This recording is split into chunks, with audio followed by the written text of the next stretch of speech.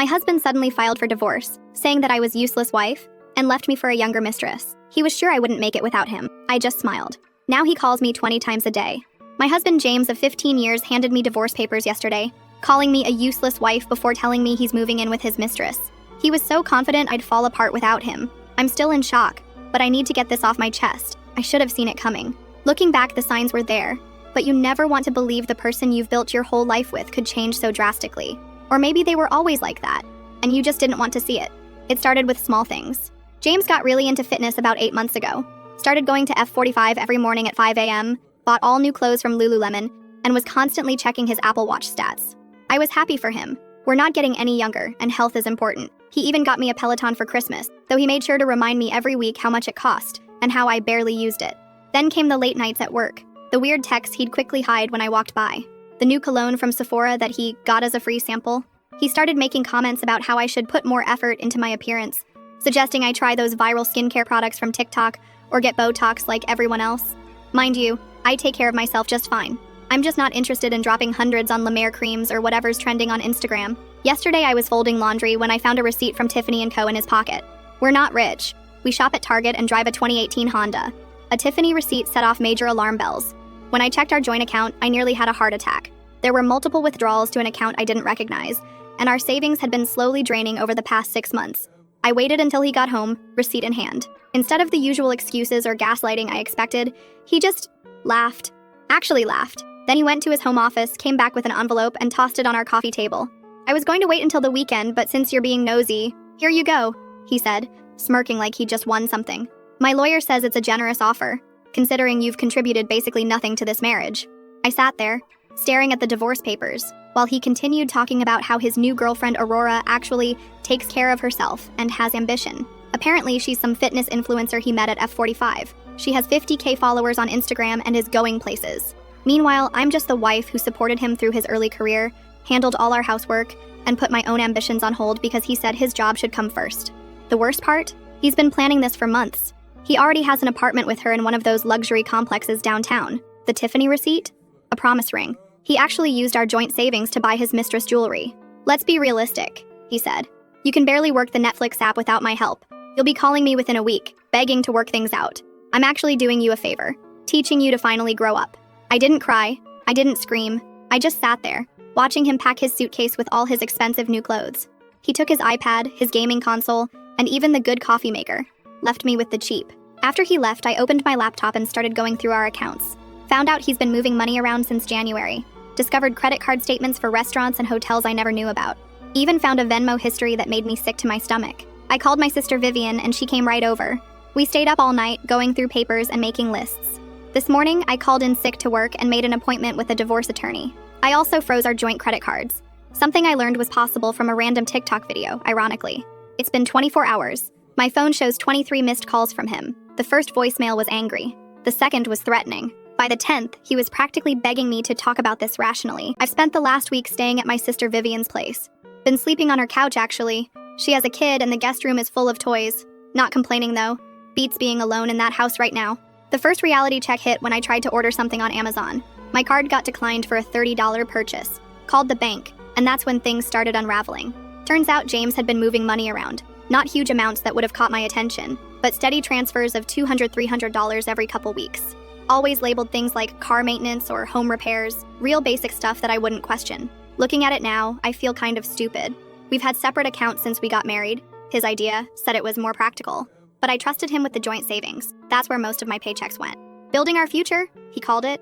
Yeah, right. Found out he's been taking Aurora to all these fancy places. Not super expensive, but definitely more than we usually spend. Like that new fusion restaurant downtown where appetizers are $15 each. Meanwhile, he'd complain when I'd spend $50 at Target on household stuff we actually needed. The weird part? When I was going through our papers, amazing how much stuff you accumulate in 15 years, I found receipts from places I've never been to.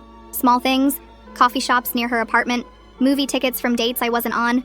He wasn't even trying to hide them well, just stuck them in a drawer with all our other paperwork. Vivian's been helping me sort through everything. She works at a bank, so she knows what to look for. Classic financial abuse, she called it, though that term feels too dramatic for what happened to me. I just feel dumb, like I should have noticed sooner. The most bizarre thing happened yesterday at Walmart. Was getting some basic stuff. Toothpaste, shampoo, you know. Ran into James's cousin Mateo. Instead of being awkward, he actually helped me pick out a cheap printer for scanning documents. Told me James had done similar stuff to his high school girlfriend. Would have been nice to know that 15 years ago. But whatever. James keeps calling. Not as much as before, down to maybe 5 to 6 times a day now. The messages switched from angry to weirdly concerned. Just worried about you handling the bills, he texted yesterday. As if I haven't been paying my own phone bill this whole time. Aurora sent me a message on Facebook. Nothing dramatic, just a, we should talk sometime. Left her on read. What's there to talk about? She knew he was married. She's not some innocent victim here. I met with a divorce attorney yesterday. Nothing fancy. Found her through a women's support group on Facebook. She seemed concerned about some of the financial stuff, especially when I showed her how he'd been moving money around. Said we need to act fast to prevent him from hiding more assets. The biggest shock came when I finally logged into our old shared email account. Found confirmation emails for a credit card I didn't know about. Not some high-limit card or anything, just a basic Capital One card with a $3,000 limit. But he'd been using it for months, mostly at restaurants and gas stations near her place. Had to laugh when I saw charges from Planet Fitness on there. He'd been telling me he was going to that expensive F45 gym, probably to impress her. Guess the fitness influencer girlfriend wasn't bringing in as much money as he pretended.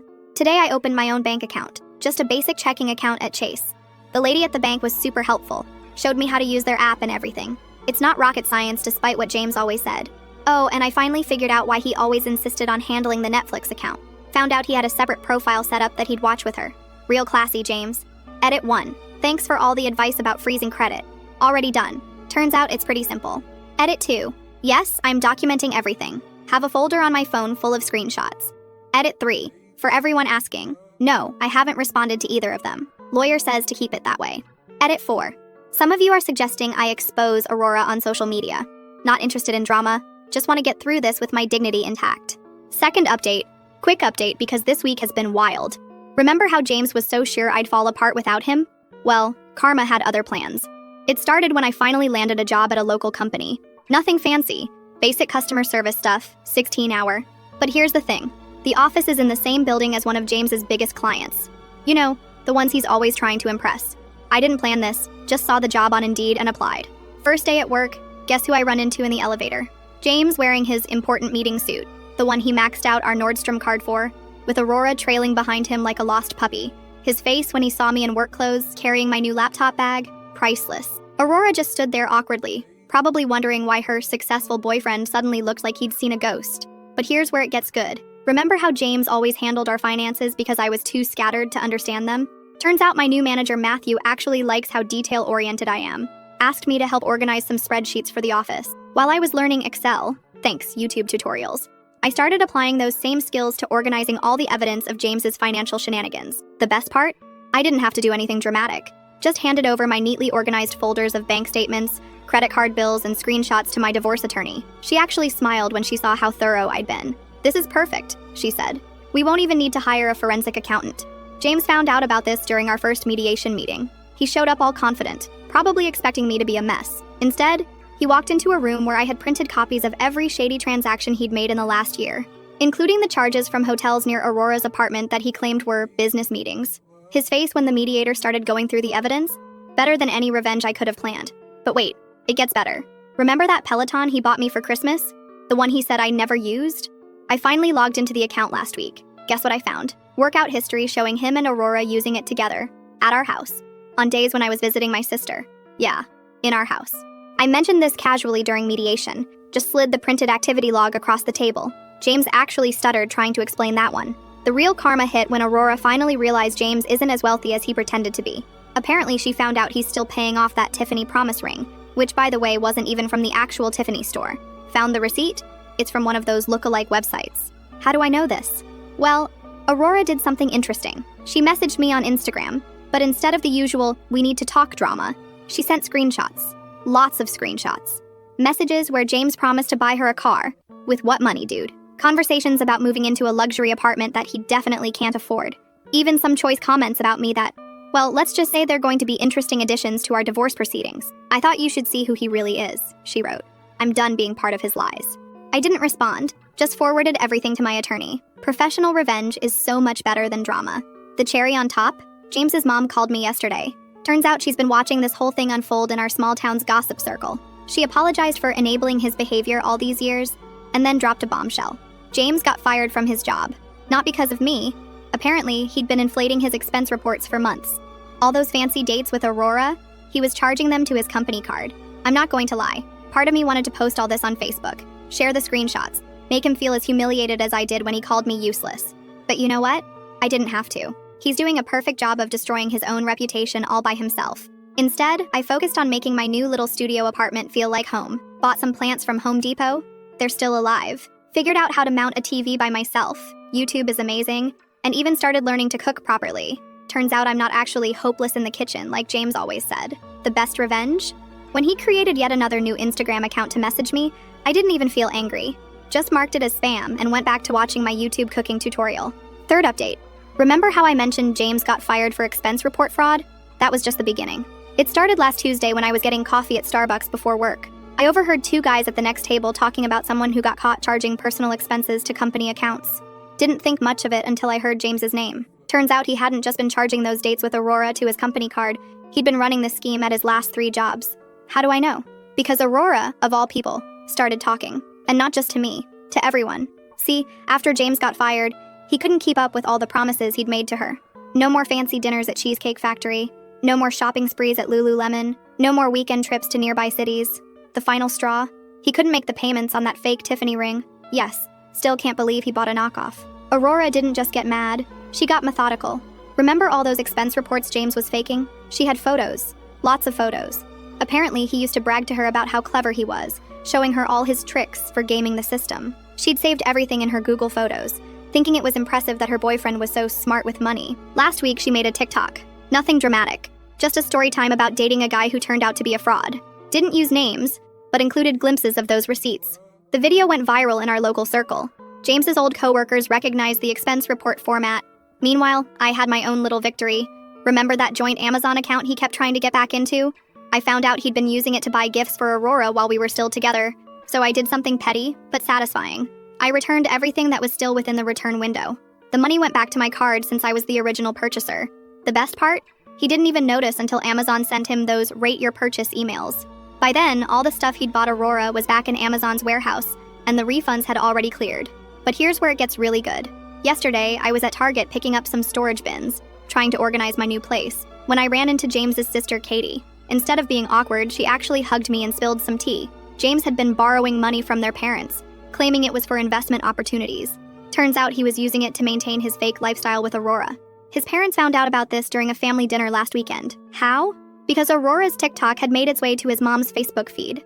There was apparently a huge scene at Olive Garden, of all places. James's dad was so angry he actually took back the spare key to their house. James's reaction to all this? Total meltdown. He started messaging everyone trying to do damage control, made new Instagram accounts to harass Aurora, kept calling his old job trying to explain, even showed up at his parents' house at midnight begging them to understand his side.